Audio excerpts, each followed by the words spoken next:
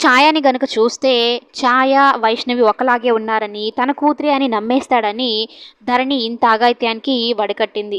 తల మీద బలంగా కొట్టడంతో మూర్ఛపై కింద పడిపోయిన విష్ణుని హాస్పిటల్కి తీసుకుని వెళ్తుంది వరమ్మ. హాస్పిటల్లో కళ్ళు తెరిచినప్పటి నుంచి విష్ణు, నన్ను అబద్ధం చెప్పావు కదా, నాకు మోసం చేసావు కదా, ఇదంతా నువ్వు కావాలని చేసిన డ్రామా కదా, డబ్బుల కోసం ఇదంతా చేసావా అని అయితే అనడంతో విష్ణుని నమ్మించడం కోసం ఛాయని తీసుకుని వెళ్ళడానికి ఇంటికి వస్తే సరస్వతమ్మ మాత్రం ఛాయని పంపించే ప్రసక్తే లేదు, ఇప్పుడుకున్న సమస్యలు చాలు, ఇంతటితో ఆపేద్దాము, నేనైతే పంపించినని మొండికేస్తుంది.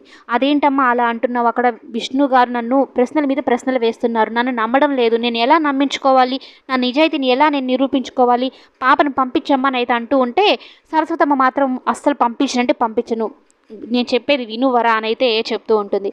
మరి విష్ణు ఛాయను చూస్తే కానీ వరమ్మని నమ్మడు. మరి విష్ణు, వరమ్మ, ఛాయ విషయంలో ఏం జరగబోతుందనేది కమింగ్ ఎపిసోడ్లో చూద్దాం. Thanks for watching.